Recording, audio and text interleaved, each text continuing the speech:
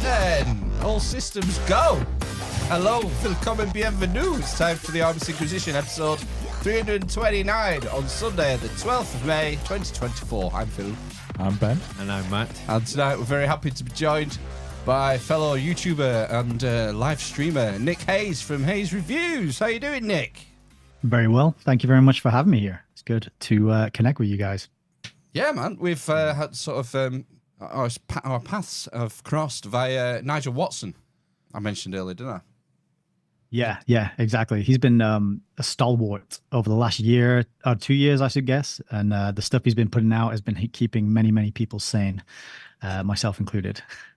It's keeping your amygdala shrunken to the appropriate size. Exactly. No fight or flight over here. Yeah, I guess it was difficult, going back a few years.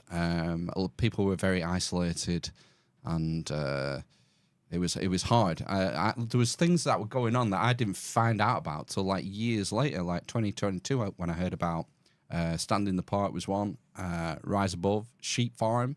I didn't hear about, I think, until 2022. So did you catch on to Nigel early on in 2020?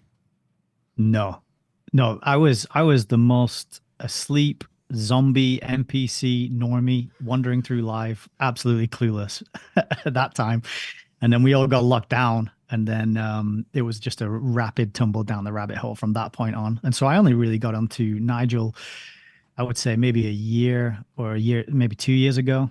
And really appreciate, because he's moved out to Finland, and I used to be an expat or immigrant, depending on which word you want to use. They get mixed, don't they? Depending on what color you are. If you're white, you're an expat, but if you're not white, you're an immigrant. That's usually how it works. But yeah. So I kind of I empathized and understood his position of wanting to get out of the UK and go and live somewhere else. It's a good shout, I think. It's very wet here at the moment. Hey, well, in Finland, it's like there's a weird thing happens with the sun, isn't there? We have like constant daylight and constant nighttime. Oh, in the well, and it's a deadly laser, obviously. Yeah. Is it far enough? Does it go far enough north, Finland? Did you get that in the top of Finland, basically, where it's either all day or all night? It's up the side, isn't it, of Norway? I think. All up at the side. Is that the technical term? It's all up the side of Norway, Finland, isn't it? Okay. It's not like Denmark. No. I don't think it's like Denmark, because that's like a different country, Ben. Right. Yeah. Well, I'm glad. I mean, you should know if you watched Eurovision last night. I mean, they showed you maps constantly. They did, with a laser going to each one. I didn't watch it. A deadly sun laser. It was a sun laser. There was some Aurora theming to it as well, with it being in I didn't notice Malmö. How did it go? Did we do well? Did we have a strong contender in there at the Eurovision? I've not watched it. Oh, basically, like the Eurovision song contest organisers said to the UK, "How gay do you want your staging?" And we went, "Yep." Right. Okay. It was the gay, but it yes. still Turn it up wasn't to gay 11 enough to win. It was still finished like the bottom of the 18th, leaderboard. yeah, and we got 0 points from the public vote. Tell you what, it was terrible, mate. Oh, it was probably the worst song of the night. And when Phil says terrible, he means fantastic, because it was all excellent. Windows 95 Man was a highlight, I think, for me. Yeah, there was some good stuff happening.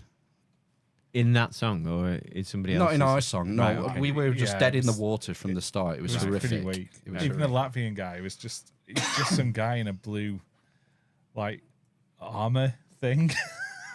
He looked like some sort of Klaus Schwab wet dream transhumanist nightmare come to life. Yes, he looked a bit like, is it Lobot from Empire Strikes Back? In the kind of robot helper guy, assistant in Cloud City. Yes, I know what you mean. Yeah, when like that. Yeah, but with some blue that's a stormtrooper really armor. very niche reference.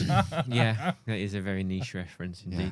Anyway, Nick. We haven't brought Nick here to talk about niche Eurovision and No, niche. this is great. I mean, I haven't watched Eurovision since, I don't know, I was a kid, and my granny was babysitting me because my parents were out doing what they do. And also, I haven't watched Star Wars since I was a kid either. So this is really good. This is making me feel like reliving my child. my youth. Yeah. Yeah, man. People have very mixed opinions on Eurovision, don't they? So I watch it every year. It's one of the only things I watch now. I think it is. Eurovision. I always forget about it, and then I wish I watched it. I think it probably would be a good thing to watch in a group with a group of friends, probably. Yeah. Euro party. Yeah. We watched it as a family. Right. I was slightly friends. I said. I was slightly concerned with the amount of sort of Satanist stuff going on. I don't really want my kids watching it. Ireland. Well, yeah, Ireland. Yeah. Like, crowned the witch. Ireland was represented by a legit witch. Brilliant. Legit. Yeah. That was good. Yeah, yeah. It's hard to believe how on the nose these people are getting now, especially with the music videos. This website Vigilant Citizen. Have you ever been to that website? And they've got a blog on there. It's symbolic pictures of the month, and it goes back years and years. And it's just one eye symbol after one eye after monarch butterfly. It's just incredible how blatant and out there it is. And yet you mention this to people, and they just think you're a nut job. And well, it's a weird one. Like that one eye symbol. I imagine if you watched every stream we've done, you'll struggle to find. You'll probably find an image of someone, either one of us or one of the guests, doing that. I'm constantly like, Well, I've just done it now. Yeah. So it's like, how far do you take it? I wonder if some of it's a bit kind of bandwagon jumping. It's like, oh, you've done that thing with you covering one eye, therefore you bought and paid for, you're a shill, etc. well, at least they're getting the message. this website, have you been to this website, Vigilant Citizen? No, is it related to Vigilant Fox, or am I completely getting mixed up?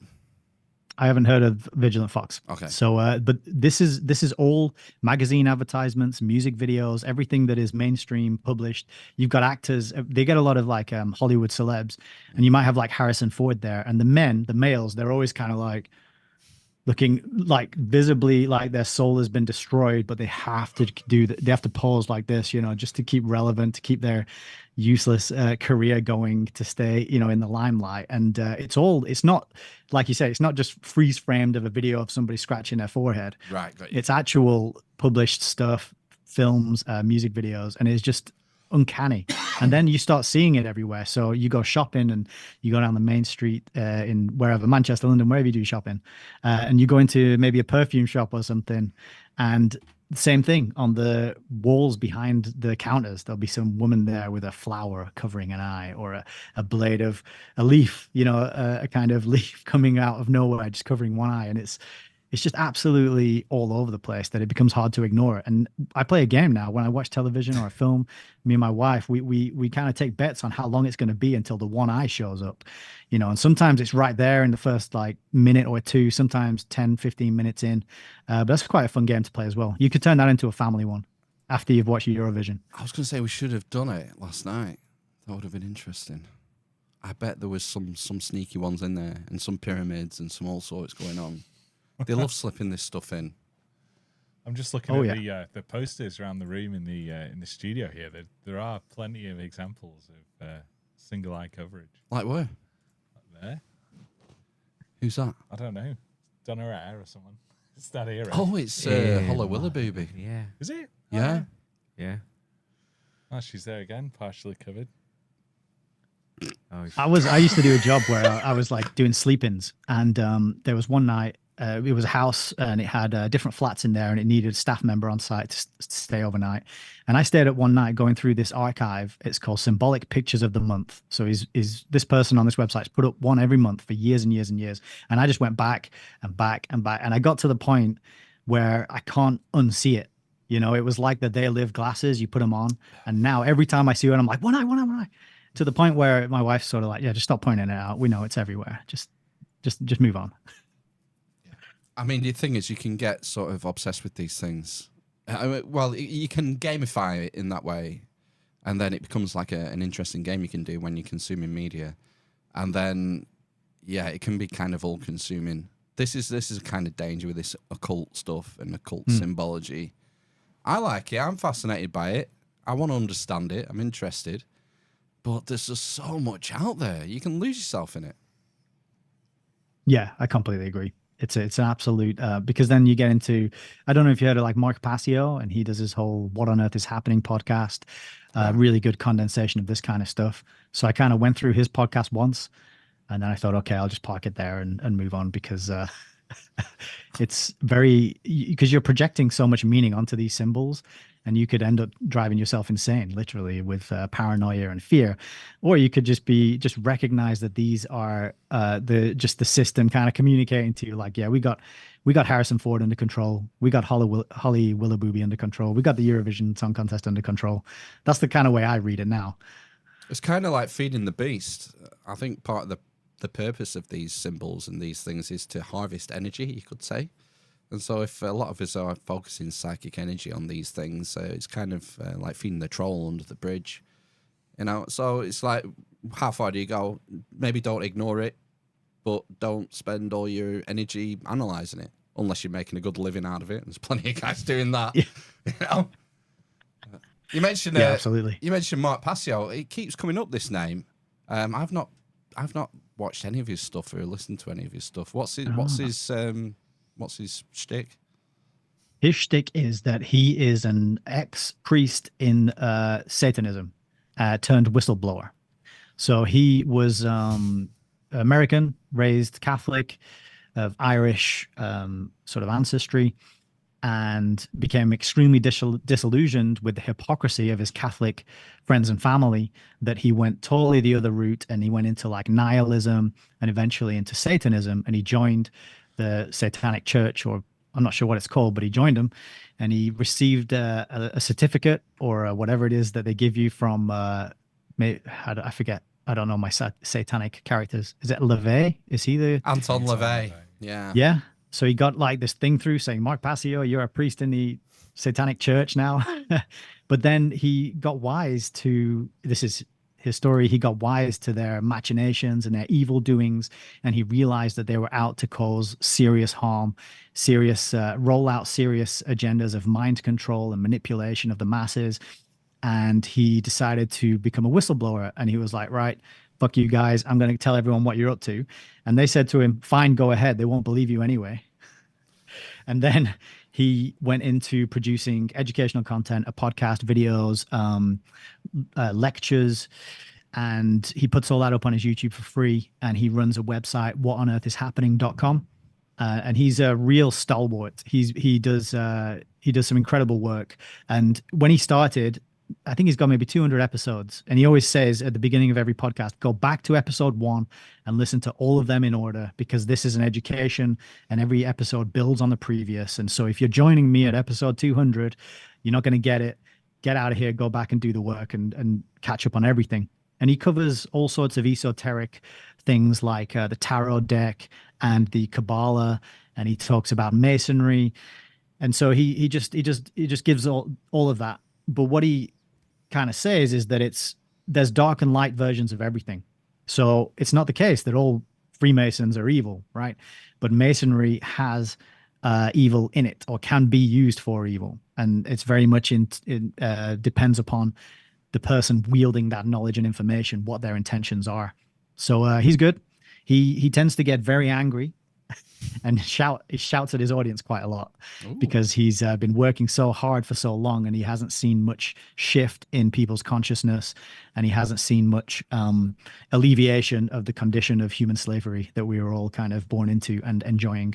Perhaps he's not putting the effort. He can be intense. He needs to ramp it up a bit if he's not seeing results.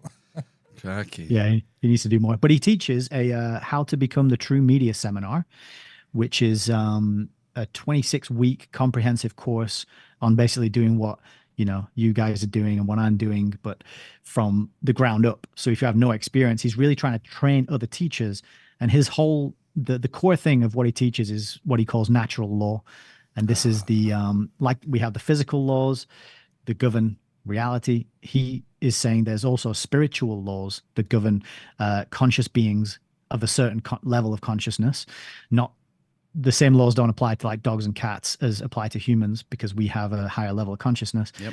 And we have to live in line with objective morality in order to enjoy freedom on the planet.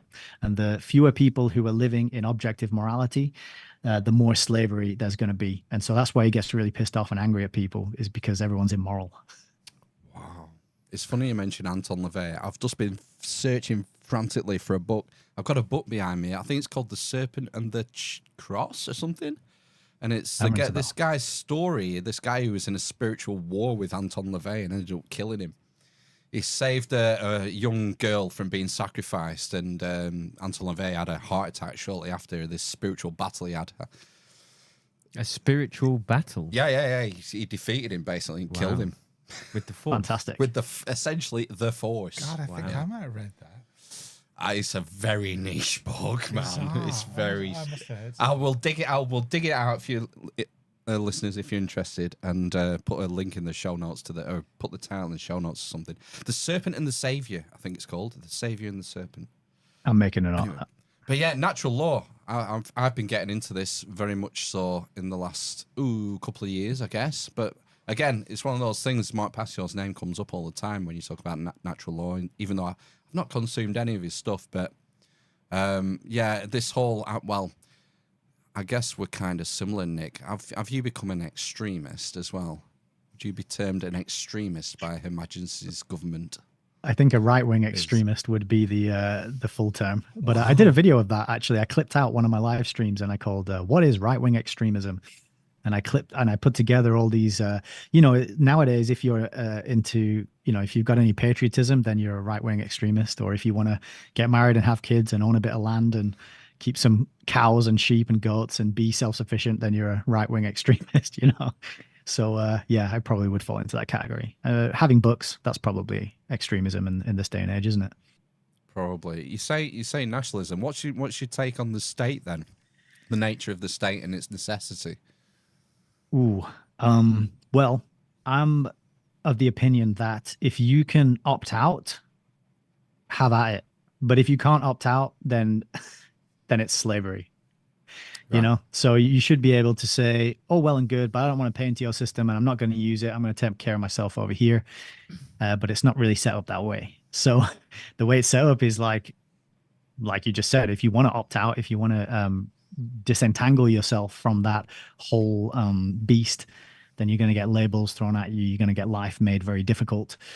You're going to rub against the law, aren't you? The state has a monopoly on violence. Exactly. So if you decide you say, I'm sick of funding, say what's happening in the Middle East right now. I don't want that blood on my hands by paying for that every month.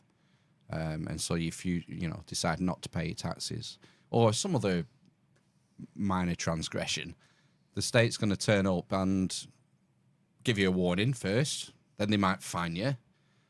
And then they'll sanction you some other way, but it will end with you in a cage. Exactly.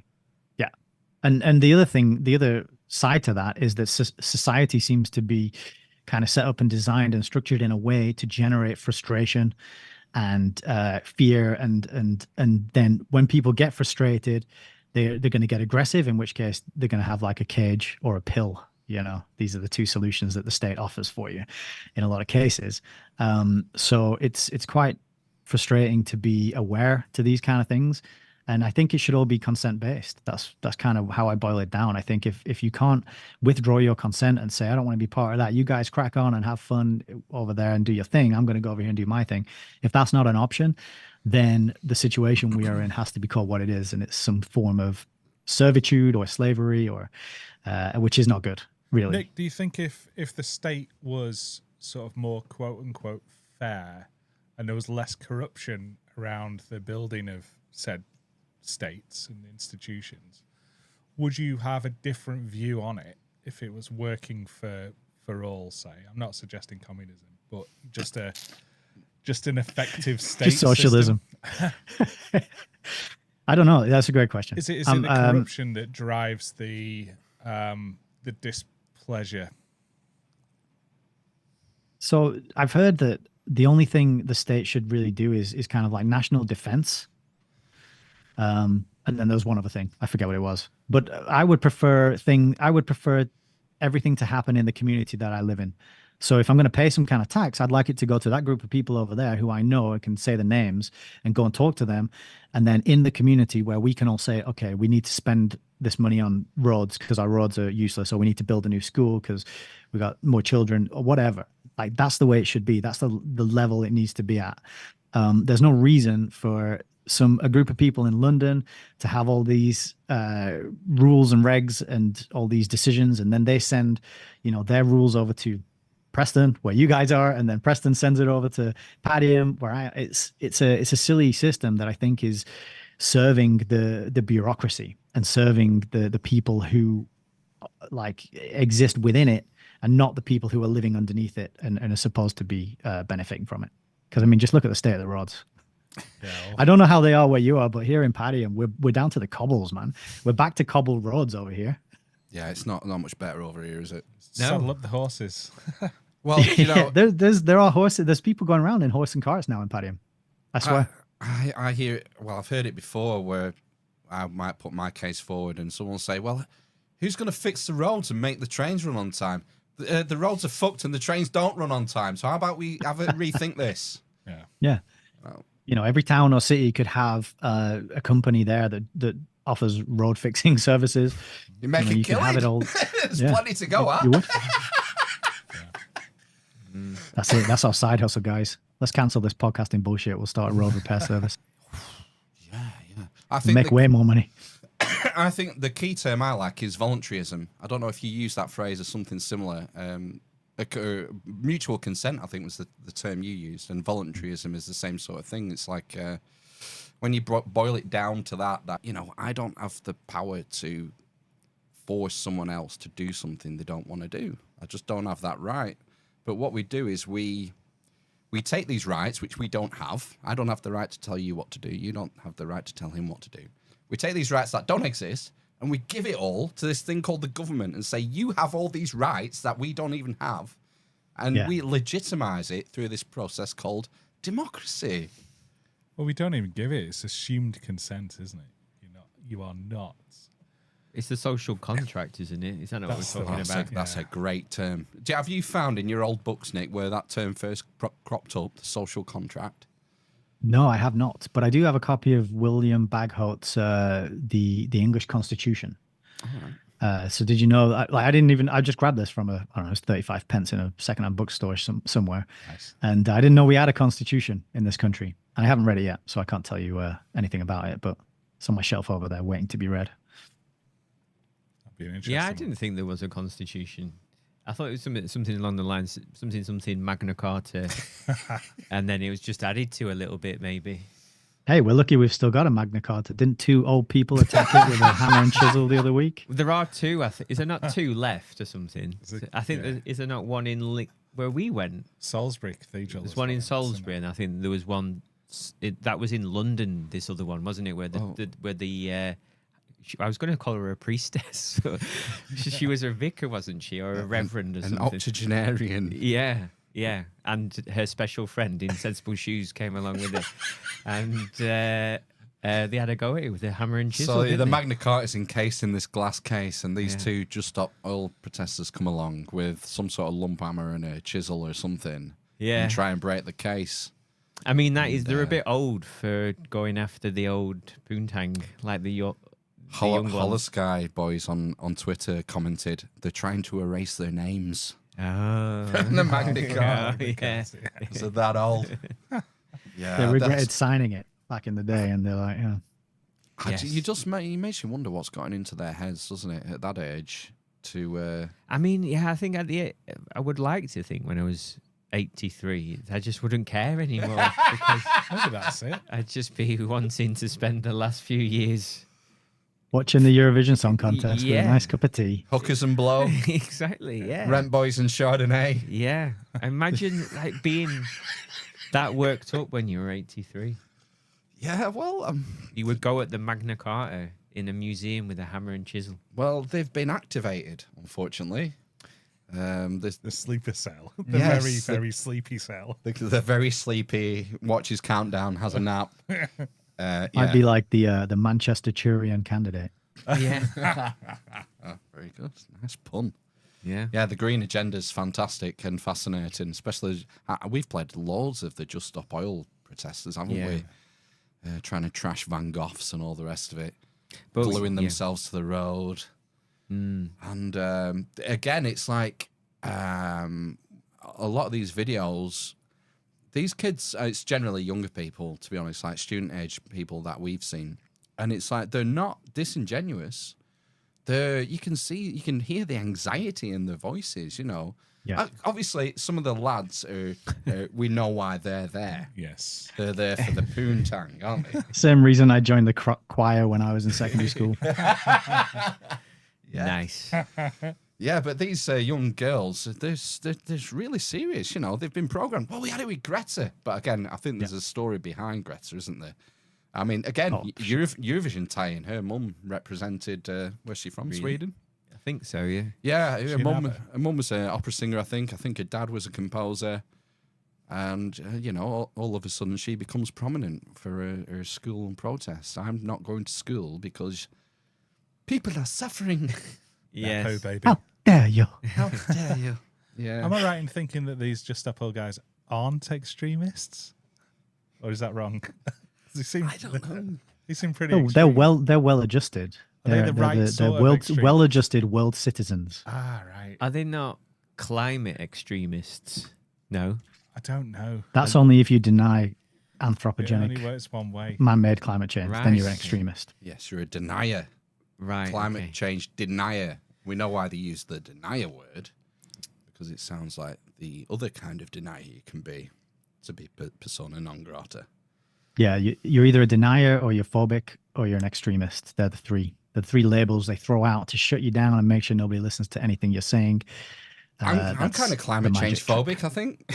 I'm quite phobic, I think. Yeah. I mean, I don't really like it, to be honest with you. No. So does that make me phobic? Well, phobia is a fear, isn't it? I would say that the two ladies at the Magna Carta are climate phobic. They're fearful. They're afraid of the climate to such a degree that they're willing to, you know, cause criminal damage and try and tear up one of the founding documents of this average country. Do you know who's not climate phobic at all? Who's not? Like waterfront property developers and investors? Well, Not at all. It's funny how you can get a mortgage, isn't it, for a seafront property for 30 years in Miami. Strange that. Oh, yeah, Miami. Yeah, it's going to be underwater in 5 minutes, isn't it? I know, exactly, yeah. You wouldn't think they would lend you the money. I'm glad I'm not going now. No. No. That's, oof. Let's go back to democracy, Nick. Okay. What do you think about democracy? I'm What's it all about? I'm an extremist. I kind of think it's kind of bullshit, really. It's a bit fake. It's a bit of it's kind of like a fairy tale for adults. You put an X in a box and on a piece of paper and stick it in in another box, and then that's freedom. And it's just it's a ritualistic thing that people do, and it's kind of like, and they bully each other. You know, I get grief for saying, well, I'm not going to vote. What's the point? I don't see the point in it. I'm not represented by any of the options on display. And as a good friend of mine once put it, if it's a question of choosing between the kitten punchers or the puppy kickers, I'll just abstain from picking, you know, like the criminocracy gets in no matter who you vote for. So democracy is a bit of a farce. I think it is, it's a system that's designed to give the illusion of something, but it doesn't actually deliver the thing that it says it does. Nick, you're not supposed to voice those sorts of opinions. We haven't had the stream, have we? Oh, well, it looks like we're still live. Oh, we're good. Would you not go down the route of I don't know if it's like similar to being a conscientious objector yeah. and spoil your vote and like tick everyone? You'll draw a big cock on it. Yeah, or draw a big cock on it. Yeah. I'll just put my the name of my YouTube channel on it. You know, what I would do instead of wasting the time to spoil a vote is read a book I have over here called by Hans Hermann Hoppe, which is Democracy: The God That Failed. So I haven't read it yet, but I've got it on the shelf, and I'm really looking forward to getting into that because, yeah, I just feel like people are. It's kind of like the best metaphor for it is, you know, when in The Simpsons, introductory kind of montage where the music's playing and everything, and you've got Maggie and she's sitting in the car and she's steering the car, and then it pans out and it turns out Marge is actually steering the car and Maggie's just playing along with that little fake steering wheel. That's what voting is. You know, it's a little fake steering wheel. Yeah. That's a nice analogy. I like it. Yeah, my brother used to always say, it doesn't matter who you vote for, the government always gets in. And Yeah, it just encourages them. I can see an argument for spoiling your paper in that if enough people did it, you know, these twat politicians might say, oh, there's like 30% of the electorate there has spoiled the ballot paper. How could we appeal to them? But again, you're just playing into the same system. So, yeah, I'd just rather just not get involved with it. And it's so triggering. It's so tribal. This whole left wing, right wing, same bird thing that we've been living under, you know, for hundreds It's the of red years blue now. game, isn't it? It's the Man United or Man City game. It's the Coco Pepsi game. It's done at so many different levels. This red color, this blue color. Pick one, and if you're in one, then you got to be the enemy of the other. I think like just let's all step back and go and solve the problems that the government is either creating or failing to solve. Let's just organize communities. Let's go back to the basics of having families and in real life relationships with human beings and say, do you know what? Let's fix these roads. Let's find a bunch of people around this town, figure out how much it costs, pool our resources and get together and do it and just make the government, make that parasitic class like just obsolete because they're just parasites and they're cowards. And that's, it grinds my gears, to use a family guy phrase, to see them rolled out on television, you know, with their accents and their nonsense words that mean nothing, and have people arguing and falling out and debating and discussing and putting all this energy into it. I see it like WWF. It's like it's entertainment. It's What's scripted pantomime. What is the argument against doing that? What would the governments of the day put up against the idea of creating those small communities and actually fixing your backyard before looking at anything else? Schooling gets in the way of that. That's a massive problem. Television, alcohol, not like just these are all things that keep people at home, detached. You know, back in the day, a generation ago, no one was at home watching TV because no one had TVs. So you're around your neighbor's house or you're visiting family. Or you're down the pub or you're in the coffee shop and you had community getting together in real life. And that's all gone for the most part now. Yeah. So all those are tools for preventing that from happening. And they're used excellently by whoever is, you know, deciding that that's a bad idea. But what are the arguments against it? What would the government practically say in denial of that being a great idea? Which personally, it sounds like a great idea. And I think probably say you don't have the necessary permits and licenses to do that. And there's also positive disincentives. So you talked about family staying together. We all know situations where people have children and the dad fucks off and the mother gets a free house and all sorts of things, sort of positive disincentives for staying together. And the couple can still be together, actually. But they just won't live in the same house because, you know, if there's two parents there, they don't get the same support. Am I making this up? Is this not a thing? No, that's absolutely a thing. I have a colleague of mine who was who housed a Ukrainian mother of 3. She has this big house, and when that whole thing kicked off over there, she was like, "Yeah, I'll let some Ukrainians live with me, no problem." She let them stay there for 14 months before she made it so uncomfortable and unpleasant for them that they moved out on, because she realized that they were just economic migrants. They weren't fleeing any kind of danger from the part, you know, of Ukraine that they left, and they were going back on holiday, and they were visiting friends in Poland, and they were just over here kind of for the free ride. And she said that at no point did she see any genuine need for this. You know, she opened her doors to this family and they were just kind of over here like enjoying it and milking the system. And I think this is part of the problem, is that the system is geared to incentivize that kind of behavior that you just talked about, is to reward broken families, to reward popping out loads of children, and here you can have a house. And meanwhile, couples who want to work hard and contribute and play the game the according to the rules, it's really, really hard. You know, to get a leg up and get ahead, you know, to get on the housing ladder, for example. Yeah, housing, childcare costs, all these sort of obstacles from you getting on in life.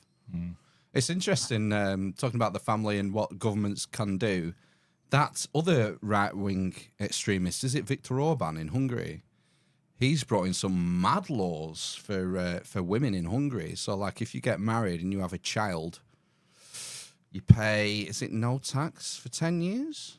Wow. If you have 2 children, it's no tax for 20 years. And if you have 3, no tax for the rest of your life. Wow. Because of the... Because kids are worth so much, they'll contribute so much further down the line as well. Yeah. It's that, and it's the birth rate. So Hungary, like every other country in Europe and all over the developed world, is having a massive fertility crisis that no one seems to be paying attention to. It's got nothing to do with mass immigration happening in the southern border of the States or small boats, things like that. Nothing to do with that. But our birth rate's like, is it 1.3 now? Something like that? Yeah, I think it's definitely below 2, isn't it? Yeah, it's like, I don't know. Are we just not shagging enough? I think there might be more to it than that. I think there's Well, part of it is that we've been, or at least, I don't know how old you guys are, but kind of our generation and younger generations have been terrorized with this narrative that the world is about to end, the polar bears are all dead, forest fires are going to kill your grandparents, and if you have a child, that is the worst thing you can do for the environment, and you need to worship Gaia. God doesn't exist. There's no need to go to church. That's a load of nonsense. It's just scientific Darwinism, and worship the earth and prostrate yourself and sacrifice yourself at the altar of Mother Nature is the correct moral thing to do. But that's not rolling out everywhere. They're not rolling that narrative out to the children in China and India, and it's only happening in a certain part of the world to a certain group of people. So that's part of it. Yeah. Well, even China, they've totally trashed it with the single child policy as well. They're in big trouble as far as birth rate, because India is very close to taking over them as far as population size, and it's going to happen imminently as far as I know. And China's population is going to shrink. Yeah, this whole Gaia kind of new age, new religion thing is a fascinating subject. There's a great book. Have you come across it? Carl Teichrieb. Oh, here it is. Game of Gods. Oh, no. Oh, I think you'll like it. I'm Oh, sure yes. I will. Look, all my Let me write sticky that one notes. down. Oh, he's All got my this one's got sticky some notes. notes in it. Oh, I'll tell you what. I was flicking through it before because I wanted to compare and contrast. I'm reading this one at the moment. The Conspirators' Hierarchy by John Coleman. Okay, yeah. And John Coleman. He Classic. gets called out for being a badass in the conspiratorial world. He's passed now. He died probably about 20 years ago. And I'm about halfway through it. It's called The Story of the Committee of 300. And his overarching thesis is that there's 300 people who run the world, basically, headed by Queen Elizabeth. Cool. And, yeah. From beyond. From now beyond. This is written in 91, I think. And I'm about halfway through it. I got about 30 pages in, and I thought, I haven't seen a single reference yet. It's like... Do you know what? It's funny you say that, because I've never bought any of John Coleman's book for that specific reason, because I know that they're not referenced, and so I always prefer to get the stuff that is referenced, because that gives me an excuse to buy more books, because the reference books refer to other books. It's essentially 250 pages of, trust me, bro. Trust me, I got an idea. Take my word for it. I mean, it could all be true, but there's nothing backing it up. It could all be hot air. And I just wanted to compare, because I opened this book up. Sorry, Ben. This Game of Gods book. Bottom of every page. 1, 2, 3, 4, 5, 6, 7 references. 3 references. 6 references. 2 references. It's like, if I give that book to some NPC, they'll read it and say, oh, what a waste of time. It's nonsense. It's a fairy tale. Whereas if you give that to someone, they can say, well, cracky, it's a well-formulated argument, and he's brought receipts. He's backed it up at the bottom of every page, Exactly. And actually, that's another sign of a book that I really like, when the footnotes are on the page, underneath the text, and you don't have to keep going to the back all the time. I love it when they do that. It's like, yes, you know what you're doing. You otherwise end up with like a dual bookmark system, Nick. Well, what I do is when I get a new book, I go straight to the references and I put a little sticky tab in. Can you see that on the side?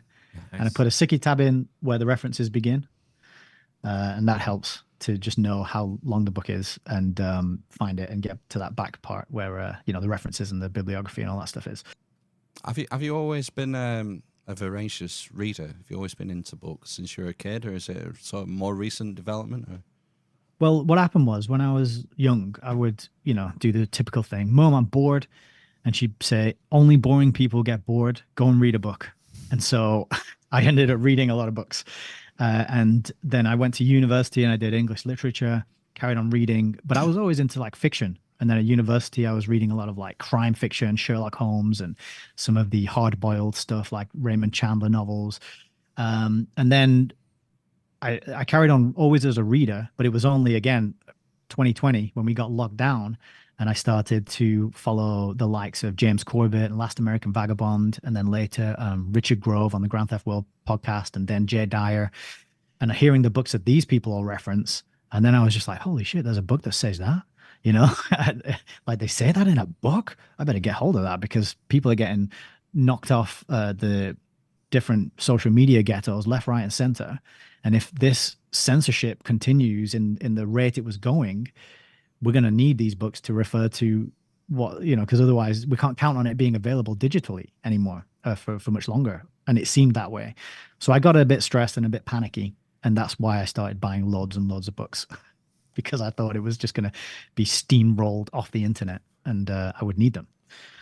Yeah. Plus, it's like how far can you trust a digital book? I mean, I've never had a Kindle, and it doesn't appeal to me. I like having the physical thing in my hand. I like the smell. I like it's sterile, and I like the taste. I like to have a book in my hands, so I kind of don't trust Kindle for that reason. In that, digital files can be manipulated, chapters can be removed, whatnot. Yeah, exactly. I'd rather have. You sound like you're like me. You like an SOB. A stinky old book. Yes, yeah, the stinky. That's what it's all about. And I like secondhand bookshops as well. And isn't it a thrill when you find do you get books that have highlights in them and things underlined and old bookmarks? Yeah, I got one over here. It's the search for the Manchurian Candidate. It's just over there. That whole section there is all like mind control and human experimentation. And this one, the search for Manchurian Candidate, whoever had it before me was doing calculations in the back of the book in pen about LSD dosages. And there was a newspaper article that he clipped and put in there about who was it? Albert Hoffman, I think was the guy's name. Wow. So yeah, that makes it even more exciting when you find these kind of notes or bookmarks or things that people have cut out and put in there. It's incredible. And these things are like treasure. Like, for example, the one I'm reading at the minute is Fabian Freeway, High Road to Socialism in the USA. So this book goes into why we have the situation we have now in the UK, where all this money is being gathered from people under threat of coercion and imprisonment and then handed out and to incentivize and control behavior. That's essentially a socialist system. And this book goes into the Fabian socialists, the original small clique of middle-class atheists who were bored and wanted something to do and thought, I know, let's bring communism to Britain. And it was George Bernard Shaw, who you might have heard of. You've seen the clips of him saying, there are many people who I would like to kill. And, talking about how people should come before a committee and justify their existence. Otherwise, you're not fit to live in our society. Yeah. You should just be put down like a dog. Yeah. And so he was close with Sidney and Beatrice Webb, and they founded the London School of Economics. Oh, LSE, Spook Central. Nice. So I was getting my usual, I get books, delivered here all the time. And then this one popped through, which is Woodrow Wilson and the Quest for a New World Order by Thomas J. Nock. And it says here on the side, you can see course text, right? So it's an ex-library book. And I opened it up, and this is an ex-LSE library book. Nice. And I was just like, that is so cool. Because you just wouldn't get that if you bought the brand new copy. It's got stamps in there, and that's from the LSE. And that cost me about £5 or something. I just don't understand why everyone isn't collecting books. I just don't get it. Yeah, it's kind of addictive. We have a really good second-hand charity bookshop in our town. And I go maybe once a month, something like that. I'll be passing. I'll just nip in and see if they've got anything. Scratch that itch. Scratch that itch. Scratch that itch. That's what it's like. I'll just look at the history section and maybe the classics. Maybe the classics. And then they've got like a non-fiction section. Most of it's fiction and sort of like sci-fi fiction, fantasy fiction, and Mills and Boone type fiction. But they've got a big shelf on history, one on non-fiction, and one on classic stuff where you can find all sorts of weird and wonderful books. And it's like, yeah, why not? You know, I go in there, I can spend a £5 and come out with 10 great books. That's the thing. It's cheap as well. Yeah. Then I always think ahead to like, you know, Fahrenheit 451 type scenario, or that film Equilibrium. Have you seen that with Christian Bale?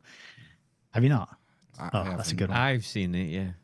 It's kind of like 1984 meets The Matrix. It is, isn't it? Do they burn books in it? I can't quite I think remember. they burned the Mona Lisa, if I recall correctly. They burned everything, have they? Yeah. Right. I think, and maybe they were about to burn a puppy, but that's what makes Christian Bale question the whole thing. And he's like, oh, wait a second. We can't burn the puppy. And then he snaps and becomes a good guy. Kills everyone. Was he brought up with some sort of societal norm where this was a done thing? You just burn stuff like that and you don't question it because that's what everyone else is doing and you just go along with it. It's kind of like a dystopian situation where everybody, funnily enough, actually, everyone, at a certain time during the day, people are walking down the street and this maybe an alarm goes off or a siren. Everyone stops dead. They all pull out this little thing and they inject themselves in the neck. And they all have to do it. And that's what numbs people and keeps them on a level. You know, it's kind of like an antidepressant or something. It stops people feeling emotions. And then they decide that they have to get rid of anything that might cause people to feel emotions. So that's your art, your literature, and anything that's kind of cute, cuddly, furry, anything like that all has to go. So Christian Bale's job is to track these people down. So anything that might trigger you, to put it into modern parlance. Well, yeah, I suppose so. Anything that might make you feel something. I just finished. Don't want to have those nasty feelings, do we? That what's it called? Coddling the American Mind. I just finished that one the other week, and he sort of they document this arrival of this emotional reasoning into the university system in America, and how we have to avoid triggering at all costs. And what's the feelings? What's the phrase? About feelings, the truth don't care about your feelings, something like that. Facts don't care about your feelings. That was Ben Shapiro. Yeah, but obviously now they do. Feelings are more important than facts. Yeah, this goes back to humanism, which I think in the write-up for the show you mentioned that I just finished the Rockefeller Foundation book, and there's 2 chapters in there on humanism, and Fosdick's talking about how this humanism is going to be the way that we can knit together all of these systems globally, scientific and medical and educational.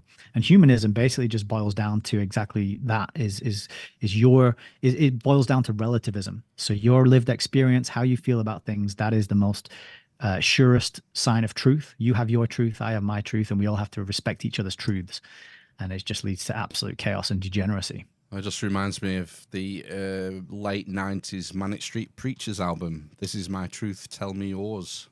Classic. Because Nicky Wire, was it Nicky Wire? I think he was into the French postmodern crowds. I think that's probably where the inspiration for that title came from. But again, yeah, I got programmed with that when I was like, I don't know, 20 or something. They did have the song, If You Tolerate This, Then Your Children Will Be Next, didn't they? Yeah. On the album. On the same album. Yeah. Quite prophetic.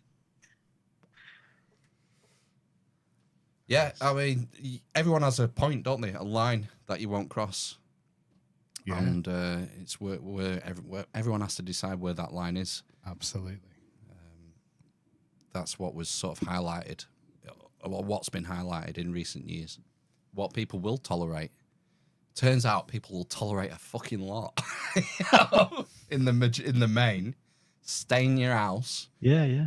Maybe you can have an hour's exercise a day. Sorry for the PTSD that I'm unleashing on you all now by bringing this back up, but I still remember it. You know. Did you not delete the memories from like everybody else seems to have done? Wow. We just need to move on, Nick. We need to move on. That's in the past. Just forgive everybody. Everyone was just doing their best. It was an unprecedented global emergency, and mistakes were made. But we need to forgive everybody and move on. And Don't mind Phil, Nick. He's overdue for his neck injection. We'll do. Put better him down next and give time. it to him quick.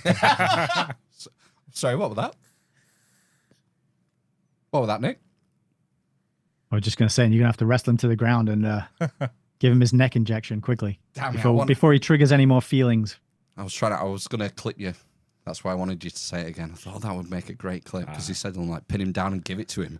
This is not my first rodeo. I'm not going to fall into that trap. Damn. What's you've been doing some shorter form videos, I noticed, over the last week or so. I was about to say, I've been hyper focused on my verbal delivery recently because I've been making these clips, and they are like sometimes like 4 hours just to make a 2.5 minute clip. Really? Yeah, because I'm trying to get all the ums and ahs and the pauses and the filler words and try and make it short, sharp, and snappy for people to share to try and get them interested in the longer form stuff. Because believe it or not that many people are really enthusiastic about tuning in for a 3-hour book reading. Don't have to tell us Who would that. have thought? Oh, 3-hour live streams. Yeah. Yeah, definitely not very popular, I've found. So, yeah, because, I mean, you generally do live like we do, don't you? It's 3 times a week, is it? Yeah, that's it. Exactly. So I started off doing book reviews. I would read the book, make notes, and then I'd record it and put up about an hour book review and edit it. And then in the end, I was like, you know what, I'll just read the book. And then if people can get into that, then so be it. And then, yeah, we've got a nice little group of people who join along. Usually it's the same group for the whole book because not a lot of people are going to come in sort of midway through a book. But yeah, these are, it takes quite a few hours to read a book. But yeah, it's good fun and I enjoy it a lot. And I think it's important work because we're getting onto the record very valuable information that more people could do with knowing. Like, for example, the Rockefeller book, if more people knew about the Rockefeller Foundation, the way it spent its money and the impact that it's had on the medical system, allopathic medicine globally, you know, they basically laid the foundation for the events of 2020 to be rolled out so easily everywhere, you know, all over the thing that we live on or in, depending on your view on that. But if more people knew the Rockefeller were behind that, they might have had more skepticism and not gone along so easily with the invisible thing floating around in the air that's going to kill grandma narrative. Yeah. I'm doing my bit, so the next time they try and run that scam on us, nobody has an excuse. Like, I did 30-hour podcast explaining how that thing was nonsense. Didn't you check it out? Come on. I noticed you're using other video platforms as well. Is that because you've had any problems with YouTube? No, it's not. It's just because I anticipate I will at some point. Right. So far, so good. They did actually, funnily enough, earlier last week, they removed a link from underneath one of my videos that I did ages ago about the weather, let's say. You know, the green agenda and all that sort of stuff. And I linked to I think it's called weatherwar101.com. And they just pinged me a message about 3 or 4 days ago saying, we've removed this link from your video because it violates blah, blah, blah, blah, blah, whatever. And very interesting that a couple of days later, we had the strange, colorful skies, you know, and now we've got a storm. So I wonder if there's some sort of weather event incoming and they're trying to scrub some of that content and links to people who are documenting, you know, the spraying and the HARP and these kind of things. Well, there's a lot of questions around how these things work, what they're actually for, and so I don't know. But that's the only problem I've had. Just that one link removed. They let the video stay up though. That's odd. I've never heard of them removing a link before. Yeah. You know, I would think they would just pull the video and give you a strike. But yeah, that's odd. We've never had that. We've never had a link removed. Not that I can remember. Have you had any episodes pulled or videos taken down? Yeah. Yeah. Few. Got those purple hearts, haven't we? Tell you what winds me up, right? So one interview that we had that got removed was with someone who had he went to the Britney Spears concert and had to have half his leg amputated. Wow. And they took our video down. And then this week, Dr. Nurse Gladys John Campbell does a fucking interview with him. And it's had, No you know, way. 500,000 views, and it still stands, and it's been monetized. Wow. What's the difference? How come our video's gone and Dr. Nurse John Campbell Gladys, Yeah. his video can stand and he can make 10 grand off it? You were ahead of schedule. You're not allowed to be ahead of That's- schedule. These things are timed. There's a script. You stick to the script, Damn it. and you can't cut corners with this kind of thing. Other than that, I think it was just, was it Demon Seaman? Was Yeah. was that one of the other ones that got removed? Ghost jizz. Ghost Jizz. Oh Yeah. God. Yeah. I can't remember. That We've had wasn't a- about Christianity, was it? No, it wasn't. No. It That was mainly about ghost jizz. It's generally ghost jizz, yeah, and what do you call it? Exorcisms and stuff. Demons. That was the guy. Yeah, that was from the agency, wasn't it? Nathaniel. Yeah. Oh, yes. Nathaniel Gillis, it was. Yeah. Episode, I want to say it was like 175, something like that. Snibbly, Yeah, that really. one disappeared. Mm. What's your view on theology, Nick? Are you a spiritual guy? Are you an atheist, a Christian? I'm just Oh, so do you not relieved you like said to say- theology and not ghost jizz, because I was sure for a second you were going to ask me what my opinion on ghost jizz was. What's your opinion on ghost jizz, Nick? Can we please just talk about God instead? That'd be much easier for me. No opinion on ghost jizz yet, and I would like to go back and watch that episode. I'll send But you it's a link. gone. Yeah. Damn you, YouTube! It might be on like Rumble or something. Yeah, we'll Yeah, sort him that's out. We'll weird. sort him out, yeah. Yeah. Nice. Well, funnily enough, when I was never that spiritual. I was raised Catholic, went to school and church, and it was boring, and the hymns are so boring. So it didn't inspire much other than, just something to do, gets you out of school for a bit. And never paid much attention to any spirituality. I did get into Alan Watts, the kind of Eastern mystic, his content put to music. There's a guy on YouTube called Akira the Don who does, he'll take podcasts and lectures and he puts them to music. Really good stuff. He does like David Goggins and Jocko Willink, Joe Rogan. Really good for like motivational stuff as well. But he does a lot of Alan Watts stuff. So I got into his content, and that was all about kind of Zen and Zen Buddhism and these sort of ideas of living in the moment, and we are expressions of the divine. We are God, in other words. And that kind of appealed to me for quite a bit while I was living in Asia and traveling around there. And then I just didn't think about it for a long time until about a year or two into the lockdowns, when the best explanation for everything that was going on was some sort of demonic evil having infested the minds of so many people, for them to not be able to see what was going on and to be going along with it. And that got me back into considering these kinds of questions. And so at some point, somebody pointed me in the direction of Jay Dyer. And then I got very into his like transcendental argument for God and his debates. Well, I should say debates, because He's like Eastern Orthodox, I think, isn't he? yes, yeah. So I came back to believing in God. I came back to praying, but I couldn't go quite as far as to joining like Orthodoxy or anything like that. Although I did go to an Eastern Orthodox service down in Bristol when I used to live there, and it was incredibly moving and beautiful and very powerful. And I actually did weep while I was there. But I was also incredibly hungover and quite emotional at the time anyway. So that might have had something to do with it.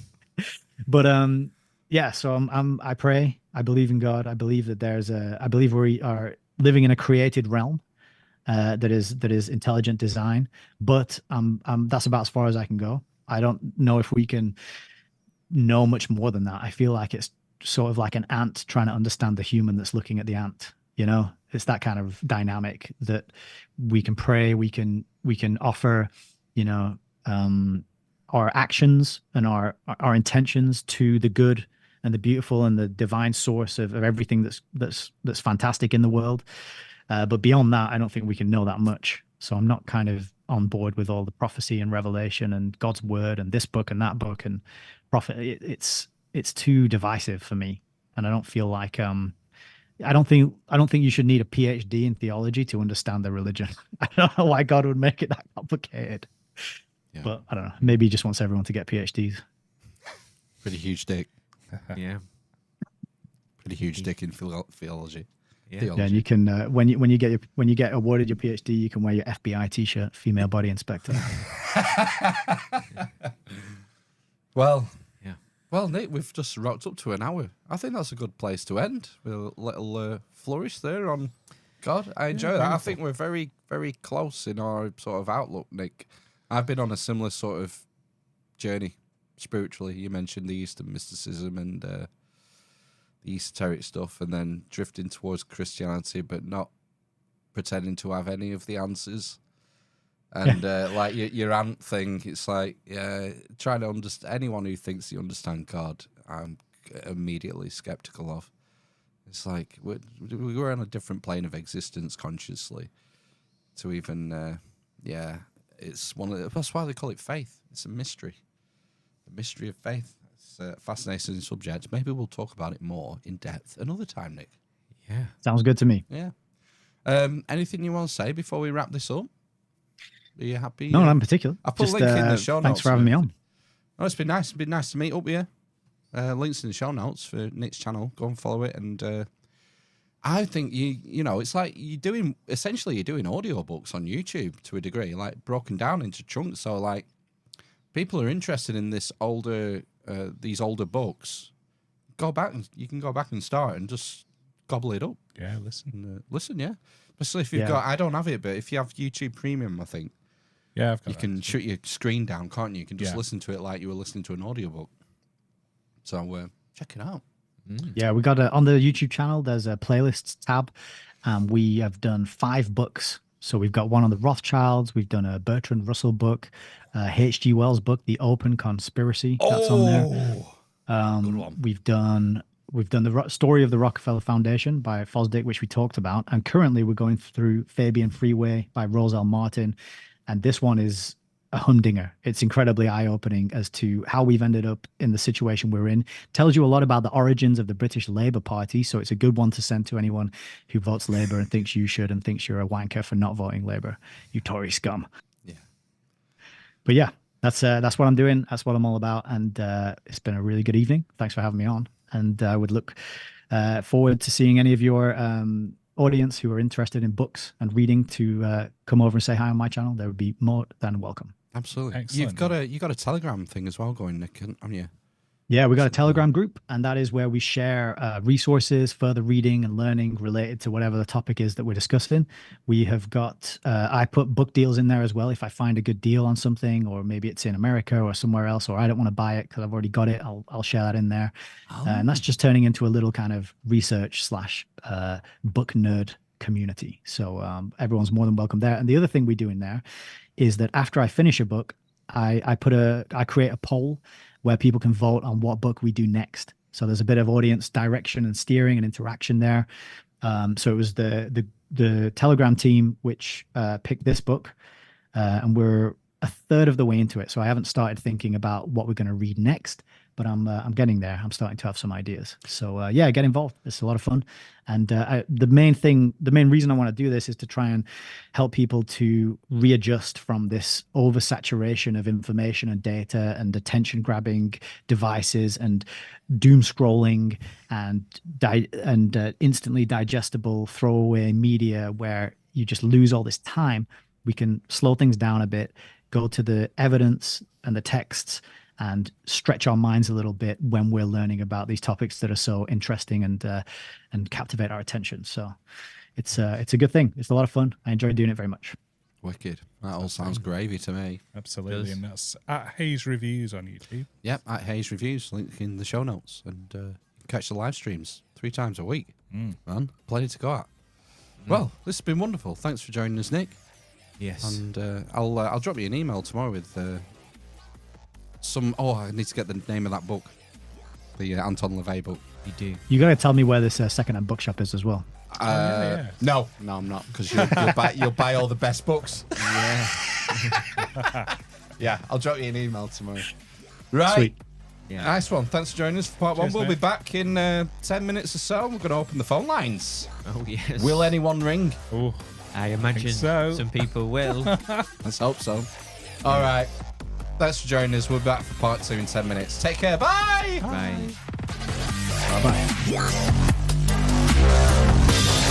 Bye-bye.